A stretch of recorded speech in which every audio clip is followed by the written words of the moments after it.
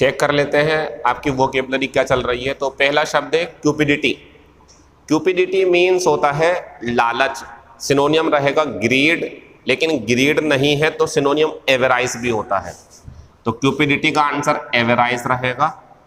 Pleaser होता है खुश, सुख, और स्टूपिडिटी होती है बेवकूफ़ी। स्टूपिड, बेवकूफ़ एडजेक्टिव, ये नाउन है और ये भी नाउन था हमारा। जंक फूड जो नुकसानदायक होते हैं, ऐसा भोजन। और दूसरा शब्द है हमारा बी रेट। ये आपको पता होना चाहिए, कॉमन वर्ड है ये। तो बी रेट होता है डांटना, तो ये बन जाएगा स्कॉल्ड, सिनोनियम रहेगा इसका। स्पार्कल मीन्स होता है जैसे कहीं पर अगर वायर गलत तरीके से कनेक्ट हो जाए तो उसमें जो स्पार्किंग होती है, तो उससे बनता है स्पार्कल एडजेक्टिव के रूप में। फिर आता है हिस। ये जो सांप की हिस हिस करने की आवाज़ होती है वो होती है एक्ससीड, होता है से ज़्यादा हो जाना। मान लीजिए आपसे कहा गया कि 100 शब्दों का एक लेटर लिखो, आपने लिख दिया 150 का, तो आपका जो लेटर है वो एक्ससीड हो गया 100 शब्दों से, तो एक्ससीड ज़्यादा हो जाना।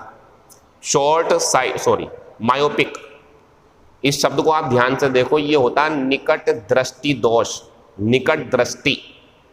तो हमें एंटोनियम बताना, तो एंटोनियम तो हमारा ये रहेगा, और सिनोनियम पूछते तो कौन सा होता, फिर ये होता।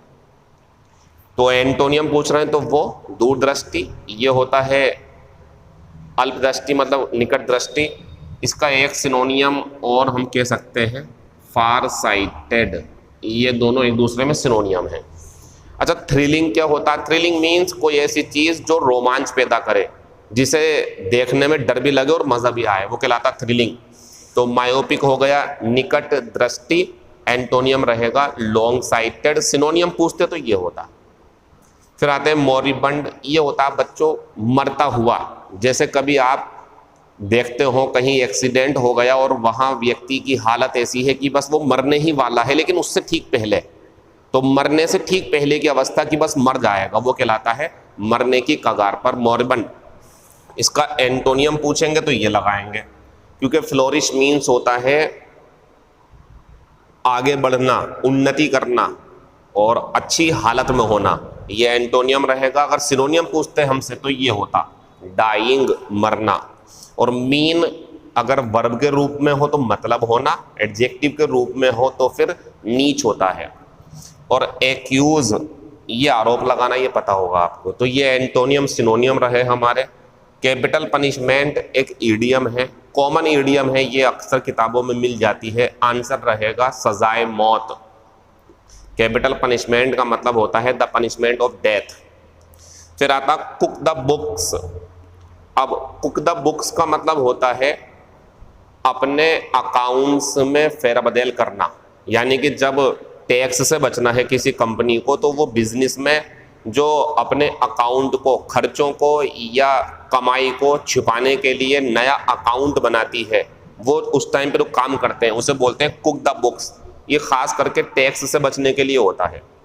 फिर आता द ईयर डॉट, इसका मतलब होता है लंबे समय पहले, लॉन्ग ईयर अगो, या पहले भी नहीं हो तो बस लंबा समय होगा इसका मतलब। तो द ईयर डॉट का मतलब लंबा समय, और कुक द बुक्स का मतलब टैक्स से बचने के लिए अकाउंट्स को इनएक्यूरेट कर देना, गलत कर देना। और कैपिटल पनिशमेंट सजाए मौत हो गई। बाकी क्लास अब दूसरी जो है वो रिमूवल ऑफ थूकी, मैं इस वीडियो के बाद में अपलोड करूंगा। फिलहाल आप इसे एंजॉय करें और अपनी वोकेबलरी रोजाना टेस्ट करते रहें। उम्मीद है मुझे कि इसमें कुछ शब्द आपको ज़रूर नए मिलते होंगे, उन्हें नोट करके अपनी नॉलेज बढ़ाएं। और कल भी बताया था, फिर बता रहा हूँ, इस कोरोना की बीमारी से बचते रहें, मास्क ज़रूर पहनें। Thank you, all the best.